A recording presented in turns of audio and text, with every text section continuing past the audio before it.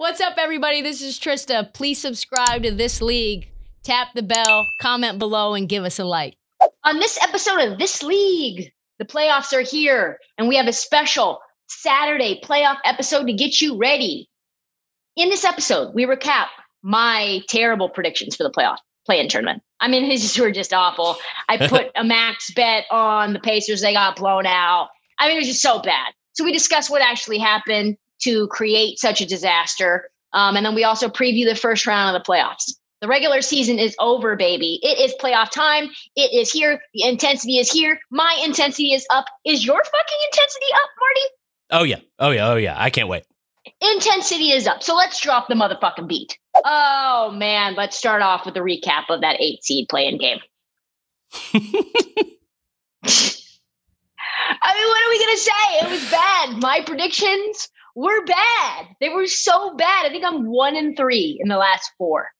So that's a 25% accuracy level, winning probability right now for me. Not good, Marty. Not the good. Best. Yeah. We could aim for better. Let's just talk about last night's game first, because I think that's the more interesting one to talk about. The Grizzlies game was a fucking nightmare. I think it was just so bad, so sloppy. What did you think? I mean, I could not believe that the Warriors out-turnovered themselves from the Lakers game. They had 21 in this game. And it was just more the same. Like, they were in there. They should have won. And they just didn't allow themselves to be in the position to win the game. It was like they not purposefully, but they literally took it from themselves. Yes, though. It did feel somewhat purposeful. It felt like a team that had been deflated, right? Like had mustered up all the energy for the first half of the Laker game. And then as soon as they lost that one, they really came out sloppy and slow against the Grizzlies. They got punched in the mouth so early. And then it was only felt like Steph and Draymond were the ones that wanted to win. Like we saw Andrew Wiggins return to the Andrew Wiggins that we know him to be. Yeah, and he played pretty good against the Lakers. If he had shot at all against the Lakers, they win the game easy. But shot his threes at all. But yeah, no, he was not really very noticeable last night. He was very noticeable to me in the worst possible way. Yeah, that one against the backboard didn't even touch the rim. That 3-pointer in overtime, where it was like Xavier Tillman made his 3, and then Andrew Wiggins just. It was like, what is that? Like he missed so many layups, turnaround jumpers. He's like doing turnaround fadeaways. And I'm like, Andrew Wiggins, you're not that guy. Like you're not Kevin Durant. It was so gross. Steph Curry.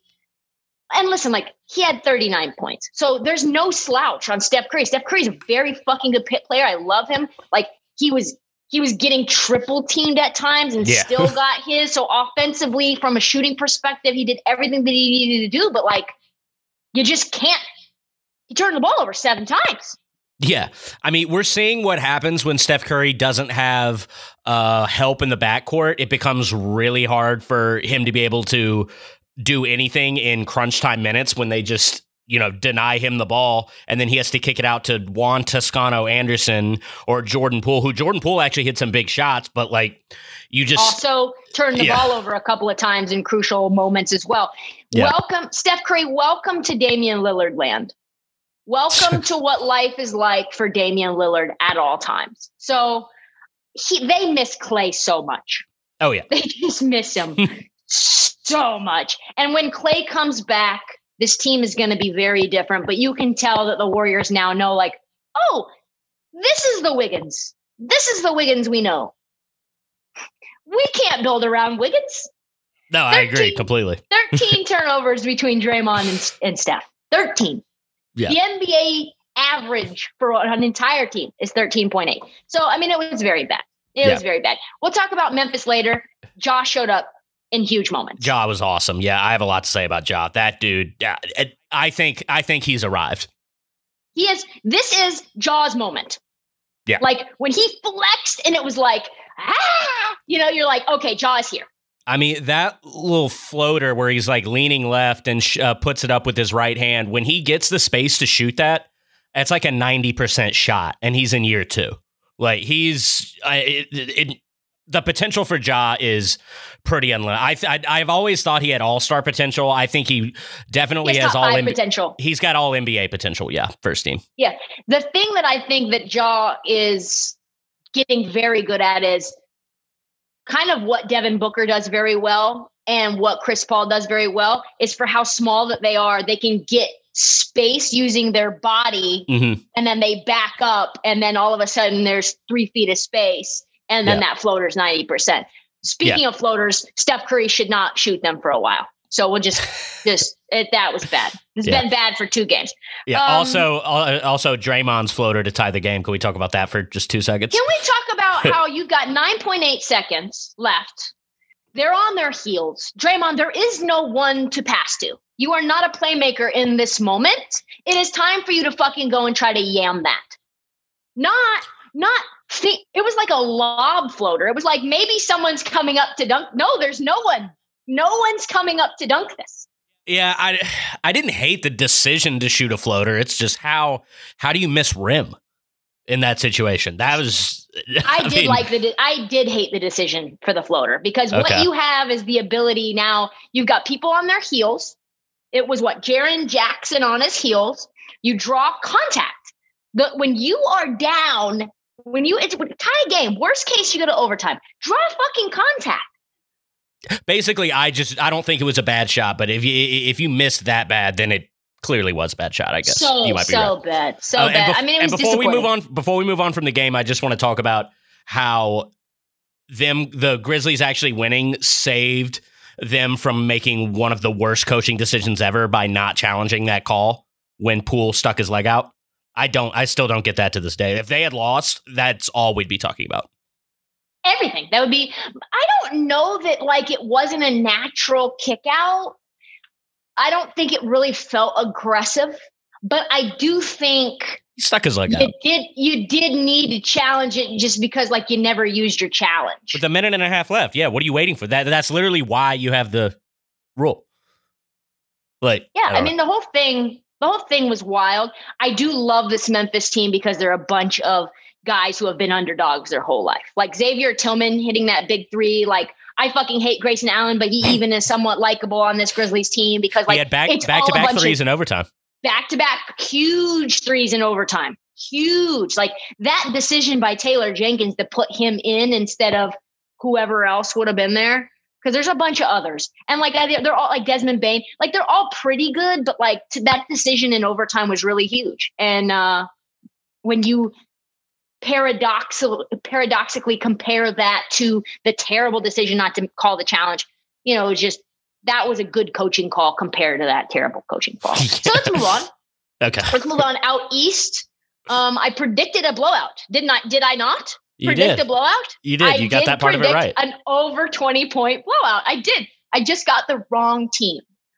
I just thought that the Wizards were way too injured. I don't know if they shot Russell Westbrook up with something. People are very mad at me saying that Russell Westbrook is injured. He is. There is something wrong. Certainly. Not? No, I mean, there definitely was, and it showed a lot in that Celtics game, but I guess he's just still got that in him where we got to win this game or we're done. That's not happening. Yeah. So the Pacers turned back into a pumpkin. They've been up and down and up and down and up and down all year. I texted the GM of the Pacers when they blew the fuck out of the Hornets, and I was like, yo, you guys look like one of the best passing teams in the NBA. You guys look phenomenal. And he goes, right now. He said, right now. He knew that this team was inconsistent, and they are very inconsistent. And I think that you don't have 3 out of your 5 starters. 3 of them gone. The other 2 injured and playing. Brogdon and Domantas Sabonis both playing and very hobbled. So the problem to me was okay, what happens when all the other guys that should be shooters like TJ and Justin Holiday and Dougie Buckets, when they start going cold, you don't have Karis LeVert to go and get you a bucket, right? You don't have ISO LeVert, and all you have is Brogdon and Sabonis who are sort of hobbled. And then, it's night sleep mask in DC, night. Mm-hmm. Tough. I do think that the future's so bright for them. so bright. Like, yeah, to get TJ Warren back and Miles Turner back and Karis LeVert back, like, that is a squad. Yeah, there's no reason to be down on them moving forward. No, not at all. I agree. As for the Wizards, I don't know. I don't know what to make of them. I don't know what they're going to be. I don't feel like I know who anyone is going to be. It's like a rent-a-team at this point, It's like this version, I guess, is sort of cool. There's some cool things that come out of it, but like these guys aren't going to be teammates very long. Like, so what? Like, you don't think that Russell Westbrook is going to stay around? I mean, he could. I'm not going to act like I'm making any like serious projections here, but it doesn't to me. I can't see Russell Westbrook and Bradley Beal being teammates for the foreseeable future. I guess I think another couple of years. Maybe. I think another couple years. Bradley Beal said this: Russell Westbrook has shown me what it means to show up night after night after night after night. And that is a tool, that is a skill that only a few players in the league have, which is like that you bring it no matter what, like that no matter what intensity. And that trickles down to the role players like Rui Hachimura. Like, you can't teach dog, but if you could, Russell Westbrook would be the fucking Mr. Miyagi. Yeah. I mean, his imprint is all over that team. Yeah. Absolutely. Okay. Let's head out east and preview these playoff series. If the Sixers don't go to the Eastern Conference Finals, this will be an all-time franchise disaster. Right? Yeah, I mean, I fully expect them to get there, but if they don't, that would, yeah, that'd be horrendous to think about. The easiest path to the Eastern Conference Finals I have ever seen. You've got the Wizards, which you just called a rent-a-team, which could be their toughest matchup, right? It could be their most interesting matchup compared to the Hawks and the Knicks. You think so? I do, because I think that Russell Westbrook and Embiid are very like emotional creatures. They're going to go at each other, right? Like, Russell, I don't know if you remember it. I was going to put the saw in, but I'll just say what he said, where it was like Embiid hit Russell Westbrook very hard and it went viral. And the media member was like, hey, like, what happened with you and Embiid? Like, he hit you, and he's like, yeah, he was trying to hurt me. It's all good. Like, he kind of like played it off. And then they go, so are you guys cool? And he looks at me and goes, fuck no, we're not cool. So I think that's going to be a thing. I think that this Wizards team is the only one out of those three with multiple big men that can get into foul trouble, right? Like, you've got Gafford, Rolo, Hachimura, Alex Len, all can share guarding Embiid, and you don't worry about like one of them fouling out. Like, they're all not like great, but like, you're just talking about bodies. Yeah, I mean, I think we have opposing opinions on this. I think Embiid's looking at who's going to have to guard him, and he's just like licking his lips at that. I expect Embiid to average like 34 points in this series and a sweep. Yeah, I mean, he should average more, though. He should average more, because you're talking about, I think he had 35 in the first matchup. They only played early in the season, and they only won by like 5 or 6 both times. Mm-hmm. So I think it's going to be much, and that was before them getting Daniel Gafford. And I know you're probably not super high on Daniel Gafford because he's like a nobody right now, but I think he is a body that wasn't there in that game, and he's a big body. Sure. I just, and I'm not saying I have anything like crazy to say about it. I just think Embiid is just going to cook this series so hard. You know who I think is going to cook? I think Bradley Beal is going to cook. He put up 60 against them. 60. So I think it's going to be fun. I think the matchups to me that are the most intriguing is really Bradley Beal versus Matisse Thybulle and Ben Simmons. Like, yeah, Bradley Beal has one leg, but like, I think he's got an additional like gear for this matchup. He averaged 45 points against the Sixers this year. So yeah, no, like, I am excited to see what Beal does. Yeah, it's going to be a shootout. It's going to be very fun. Yeah. Bertans also is an X factor. He averaged 17 points in those 2 games. Simmons averaged 16 and a half in those 2 games, but he also had almost 4 turnovers. Mm-hmm. So I think Simmons will average like 10 in these games. I don't think he's going to, I think he's going to average 10 in these games. I don't think he's going to do shit. I think he's going to be not doing shit. That is my prediction. Embiid in those 2 games averaged 33.5 points. I think he's got to average 40. So he's going to turn the ball over minimum 40 times. Who? I said he's going to average 10 points per game. Oh, my bad. Turnovers per game. Sorry. So the things to watch for me is that, like, can you take Embiid out? I think the book on Embiid is this. Can you make him emotionally frustrated early? That's the only way it becomes a series, an interesting series, kind of almost like how you have to play AD right now, which is like get him out of his rhythm, be an irritant, because that's literally the only flaw that Joel Embiid has is his mind. The only thing. Yeah. You don't agree. You don't agree. I do a little bit. I just, when it comes to this series, I guess we have just different ideas of this series. I don't expect this to be much of anything in terms of competition. I think if Beal, can be just extreme awesome Beal, like they maybe get 2, but I don't know. I think if they get 1, that's an accomplishment, honestly. Yeah, I think the Sixers win in 5 or 6. But I wouldn't be surprised if it went longer. So, but the Sixers should make easy work out of the Wizards. But hey, I've been super cold, so who knows? Yeah. Next up is 2-7 Nets versus Celtics. I think this is a fucking sweep. Like it's night. There's no scenario I see the Celtics doing anything. I don't care if Jason Tatum scores 70. Like, don't care. Like, I think he's gonna have to. Yeah. He's gonna have to score 70 because like. It's Harden, it's Durant, it's Kyrie. Like they'll each score 30. They're gonna get so many easy baskets. It's just it's insane. The overs in this game is gonna the totals in these games are gonna be very high, I would think. What do you think it's gonna be like 249.5? Probably not that much, but it'll be like it's high. Like this Celtics team can't I expect like 242 because it's like playoff but like the Celtics can't defend. No. They're one of the worst defensive teams in the league. Yeah. And they are decimated. Like Marcus Smart guards whoever, and then like everybody else goes off. So I think if you're Steve Nash, you're just hoping that we can literally crush them so easily we can just rest the stars in the second half. Like that's my mindset as Steve Nash. Mm-hmm. Put your foot on their throat. So I think it's broom time. I agree. 3-6 series. Most intriguing? Yeah. Oh, yeah. In the East? Yeah. Uh-huh. Yeah. I would say this series goes 7.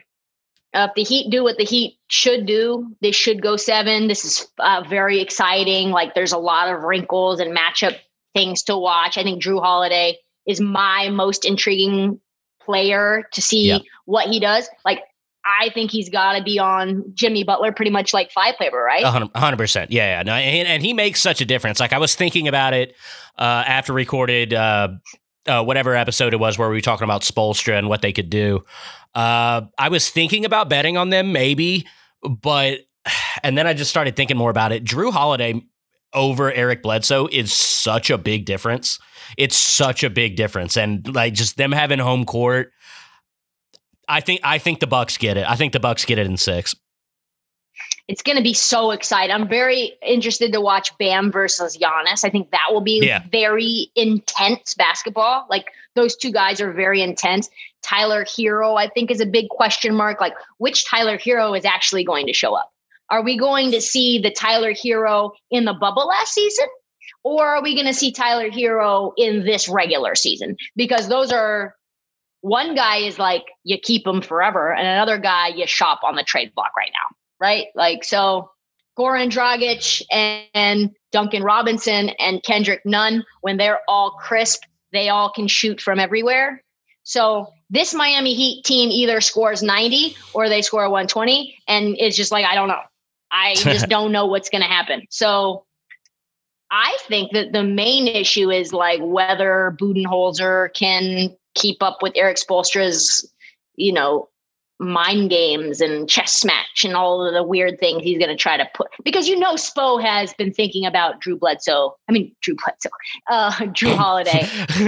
Okay, Terry Rozier. I was thinking about Drew Holiday and Eric Bledsoe combined. Do you remember a few years ago? a few years ago in the playoffs when they were playing the Celtics and Terry Rozier called him Drew Bledsoe? Oh, yeah. And then it became that's a big so thing. And then Drew Bledsoe showed up to the game in Boston. Well, you know what was funny to me? It was something that Steve Kerr said right before the Laker game. And he was like, adjustments in the playoffs really start at game 3. He was like, you really won't see anything after 1 or 2. Like, it's really like the second or third game after that where real coaching adjustments start to take shape, which I didn't actually know. Like, I wasn't aware of that philosophy at all. I thought like maybe after the first game, if matchups weren't going the way that you want, you might change your rotations. But I think for Eric Spoelstra, I don't think he subscribes to that mindset. I think he's like, first quarter, things aren't working. We're changing things up. You know what I mean? Yeah. So I think Drew Holiday is firmly in his mind. I think he's going to try to find ways to scheme to try to get his guys open. So I know this is a wild take, but I'm going to stick where I was. I think Miami in 7. I think Spo is that good. Gotcha. 4-5 Knicks Hawks. Ooh, I love this. Like this is a fun matchup, is it not? Oh, it's great. It's great. Like young players, young teams. Yeah, no, I'm stoked. Nobody expected either one of these teams to do anything, and they're in the middle of the pack. Mm-hmm. Nate McMillan talking shit about how the NBA is already conspiring for the Knicks to win. He is like trying to create bulletin material for his team by basically getting himself fined, already saying that they're never going to get any calls and nobody's going to want us to move on, and how the league's going to do everything they can to keep the Knicks in the playoffs. And you know what? Like, really, to me, what this said, and like, like the writing on the wall when you know these little details, right? Like, Nate McMillan is 1-9 getting out of the first round of the playoffs. Mm-hmm. So he's already setting the stage for the Atlanta Hawks GM, Travis Schlenk, to basically to say, they conspired against us. So this is his 10th playoff appearance. He's 1-8, and I think he's going to go 1-9. So it's just much to do about nothing. Yeah, no, if I had to predict it, I think the Knicks take it. I just think they're a more cohesive team, I would say. I think Trey's going to cook. Don't get me wrong. I think Trey is going to have a really good series. But I think it's just going to not be quite enough. Trey averaged 24 against the Knicks in the games that they played this year, but who cooked in those 3 matchups were Julius Randle. He averaged 37 against the Hawks this year. 37. I think the Knicks are 3-0 against the Hawks. Tibbs is going to want to play slow. I think Julius Randle is probably going to get like 40. It's just, I don't know who ends up guarding him. The Hawks want to score a lot. They have a ton of high octane guys, and then Tibbs wants to do something different. So I think the Knicks in 5. Well, did DeAndre Hunter play in any of those games? He probably didn't, right? I'd have to look. Yeah, he probably didn't. I think he's going to get the Randall assignment, and we'll see. Well, that's a big boy matchup. Let me just say that. 100%. That is a big boy matchup for DeAndre Hunter.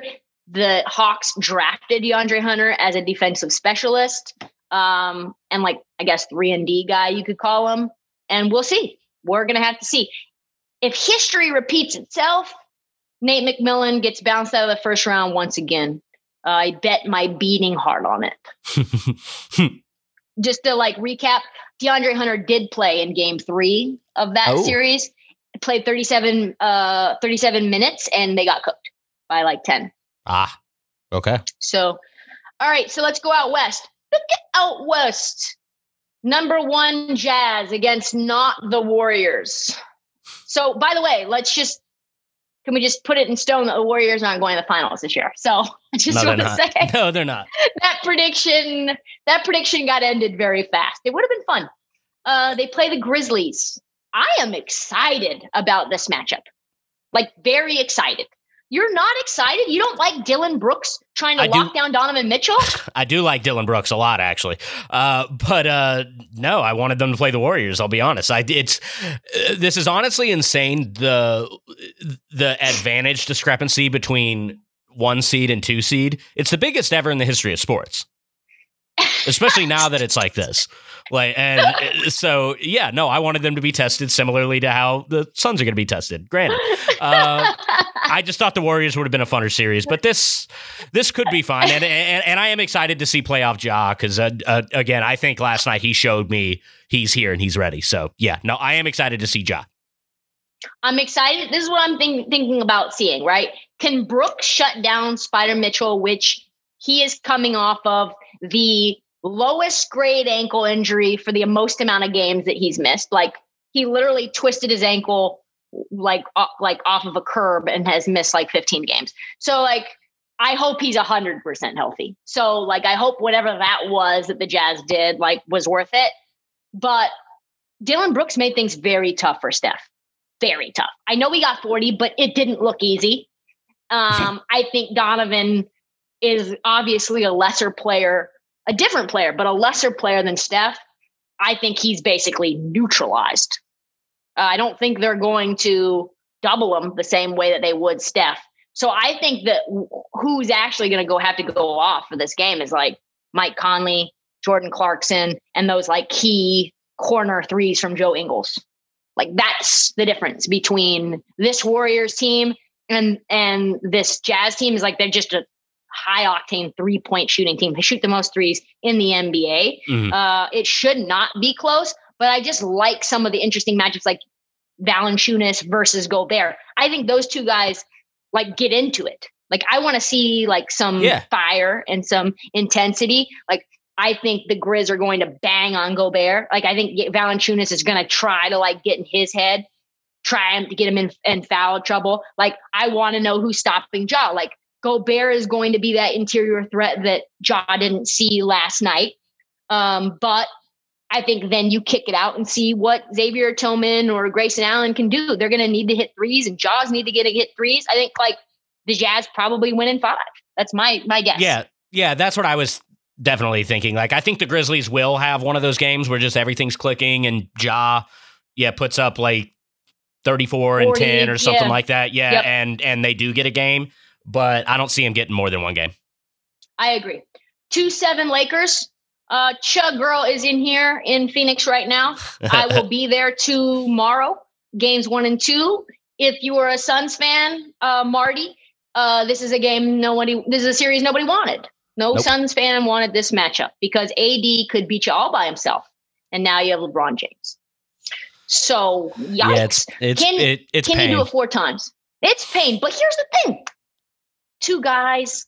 One guy is soft. Like, we do know that Anthony Davis, he's very inconsistent emotionally this way. Like, he says he's playing through pain. His shoulder is injured. Like, he can disappear for long stretches. LeBron very clearly looks tentative. That's good for you. That's good as a Suns fan. Like, because hear this. If the Suns get out fast and AD and Bron are both tentative, which I think it's totally possible for these first 2 games, I think once you're up by 10, you're a different team than the Warriors. You're not turning the ball over 15 times. No, quite the opposite. Chris Paul is not the same. Yeah, Chris Paul is not like Steph Curry. He takes very good care of the ball. I think Chris Paul was like 3rd in turnover efficiency or something like that. Like he does not turn the ball over for no reason, like ever. So you're going to be able to get into your offense and keep the ball in your hands for long stretches. And that keeps the Lakers from getting out into transition, which I think is the way that they come back. Like, I think they're going to have to play AD at the 5 a lot. And so then it's like, okay, try to take AD out and make, KCP beat you. I'm okay with that. It's possible. I think it's possible you could win the series. Yeah. Oh, yeah. I'm by no means laying down on it. I saw some things, especially in that Warriors game, that made me think we're going to be able to do some things, make them uncomfortable, definitely take some games. I think Mikal Bridges is going to be huge in the series, how he's able to keep up with LeBron, make him uncomfortable. Like LeBron's going to get his, but make him, work insanely hard for it and maybe not put forth the effort on defense that we sometimes see him, take off like that. I think DeAndre Ayton staying out of foul trouble is going to be probably the biggest factor in the entire series. Because if he's off the floor, then we're throwing Frank Kaminsky and Dario Saric up against AD. And that's not going to be good. No, that's not good at all. And I think what you could probably try to do to neutralize that is get AD into some foul trouble too. But who I think is also an interesting matchup or an interesting X factor is just the Jay Crowder factor, just because like he knows Braun, like he's played with Braun. He comes up big in playoff moments and has for multiple teams, you know, so I really like that addition for this playoffs. Yeah. And he's just like a dog. Yeah, no, he is. And I expect him to shoot well, which is going to be very important, especially in a series like this where no one has really, I don't want to say no one, but we don't have a whole lot of playoff experience. And we have a guy who's made big shots, has been in these moments. I expect Jay to play very well. And also I think Cam Payne, this is my bold prediction for the game. I think Cam Payne is going to single-handedly win one game of this series. Yeah, I love Cam Payne. He's awesome. I have a hard time with predicting this. So I'm just going to go with the favorite and say Suns in 7. Are we the I don't think we're the favorite. I mean, no, you're not the favorite. You're not the favorite, but you are the favorite. Does that make sense? Like, I'm just going to go with the 2. I'm just going to give it to the chalk seed, right? Yeah. I'm just going to go with the chalk. I know it's tough. You guys they even did a whole article about how the Suns and the Jazz are the 2 worst 1 and 2 seeds of all time. So in terms of like, there was like an ESPN article. Basically, that was like how it was summed up. There's like a lot of, probabilities and percentages and historical information, but that was basically the take home message. So like whatever, but I'm going to give it to the Suns in 7. I'm rooting for you. I'm rooting against LaFlop. Like, I think, that's just what I want to see. I fucking hate the Lakers. I always have, I always will. So that's the deal. I would love it. Before we move on, can we talk for just a second about the LeBron Drake tequila party? Just for a second. Yes. Let's do it. I'm here for this. Okay. So we knew about this. This was the night before the play-in game against the Warriors. I tweeted about it jokingly because just obviously I'm going to do that. It became a meme. Yeah. And then this morning, Dave McMenamin writes a story that says the NBA has notified the Lakers or whatever that LeBron violated COVID protocol, which has been a huge deal within the league this season. Guys getting suspended 10, 12 days, like shit like that. And then the NBA, and this is a personal thing to me, dating back to 2007, Amari Stoudemire takes 2 steps onto the floor, and Boris Diaw take 2 steps onto the floor. They get suspended. The NBA recites, rules are rules. It's not about, what is it? What did they say? They said, it's not about fairness, it's about correctness. And that's the only time in the history of the league that's ever been the case. And it ended up fucking us. So they come out and they say, we're not going to suspend him. They did a similar thing in 2011 in the finals where they said we wouldn't have suspended LeBron. I don't know. I mean, I was never expecting them to suspend him, but going through what I went through in 2007, my reward for that is that I get to bitch about things like this every time they happen. So let me ask you this. If Dennis Schroeder goes to a party with Drake, does Dennis Schroeder get suspended for 1 game? Probably. Okay. So, yeah, I mean, I would say that this is the LeBron effect on ratings, which then they say, well, it was an outdoor event. And by the way, like the story also said that the Lakers are not 85% vaccinated, so they do not fall into loosened rule sets that the rest of the NBA teams who have vaccinated 85% of their players are allowed to do. So, yeah, I mean, it almost feels like NBA gaslighting. You know what I mean? Like, they're like, you're just like, am I crazy, or is this a really big deal that they're trying to say is not a big deal?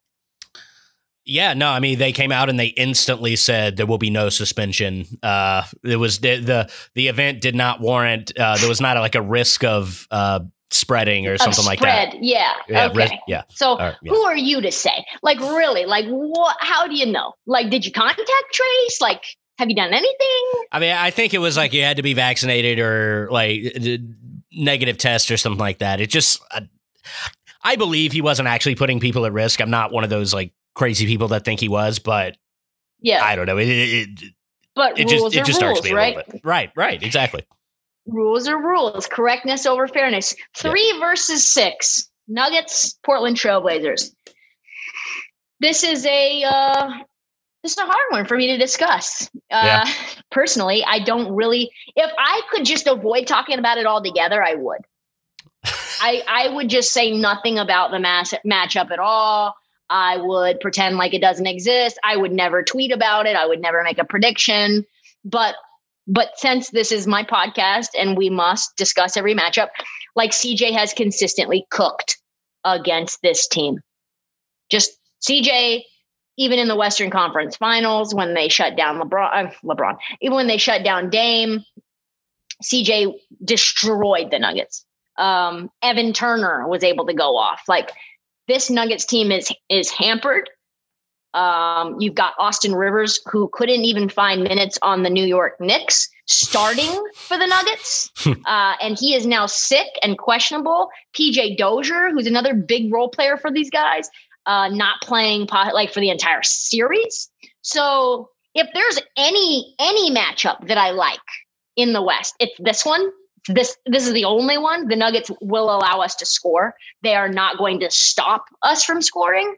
So I hate predicting Blazers, but I think we pull the upset. I think it's Blazers in 6. Wow. I think I'm saying Nuggets in 6, and it honestly has nothing to do with Portland. I think everything you said makes a lot of sense. I mean, that open guard position on the Nuggets is definitely a cause for concern, but I just like how they played to close the season out. I just think they're playing well, and I expect their offense to hum in a similar way it has been. MPJ, serious playoff minutes now. I'm excited. I think the Nuggets pull it out and then lose to Utah. Yeah, so my prediction is probably how you know that your prediction's probably right, that Terry Stotts gets fired and Blazers don't get out of the first round. Maybe we get swept. Who knows? 5-4 Clippers. Very, very interesting series that last year should be an easy series for the Clippers, but somehow I think it won't be. Yeah. Yeah, I mean, Luka stole 2 games himself last year, and Porzingis was pretty much nowhere to be found last playoff series between these two. And I think that they're better than that. I think that the Mavs are slightly better than they were last time this year. This time last year. That was hard to say. And I think like we always are going to be worrying about like playoff P. Like playoff P was healthy last year at this time, and he's not healthy now. And he averaged 18.5 and 35% from the field. And he was 27% from the 3-point line last year in that series. And now they've got Josh Richardson, who I think will probably match up against him and try to make things difficult. So I think that's really interesting. There's a big article that came out this week about like the chemistry issues potentially between Luka and Porzingis. So like, I'm curious to see how that's going to play out. Mm-hmm. Tim Hardaway Jr. is actually a lot better this year than he was last year. Yeah. So I think those are my keys. What are your keys to watch? Before I hop into this, I just want to correct myself. I said I expected the Nuggets to lose to Utah. I meant lose to winner of Suns Lakers. But I think you kind of covered it. I'm excited to see what Paul George does to respond to his weak playoff run last year, because he, in big moments this season, in the regular season, played well, and he does tend to do that. And we've seen him play well in the playoffs, really well. I would love to see them struggle mightily against the Mavs. I think that would be so funny. Same. But Same.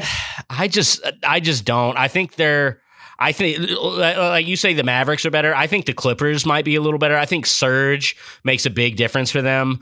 Absolutely does. Yeah. Yeah. I think I'll go Clippers 6. I think it's Clippers 7, but I think that's the reason is because pandemic P / injured toe P, and Kawhi is even less healthy this year. He looks slightly less explosive and bouncy. So I don't know what to make out of them. This is one of the best 3-point shooting teams in the league.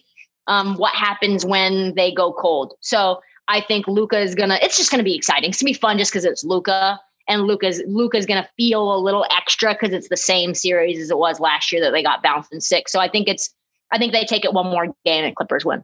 We're going to get some cool Luka moments. That's no doubt about that. Great Luka moments. Great Luka moments. Well, that's all the time that we have, Marty. That's fun. That was. We will be back Monday. That is all the time that we have for the This League podcast. Please subscribe. Please rate. Please review. By the way, I am hearing some vicious rumors that positive reviews are not showing up on Apple Podcasts. I've gotten some DMs saying I have left a positive review and all I see are the negative reviews. So I'm not sure what's going on. Maybe a conspiracy that needs to be checked out.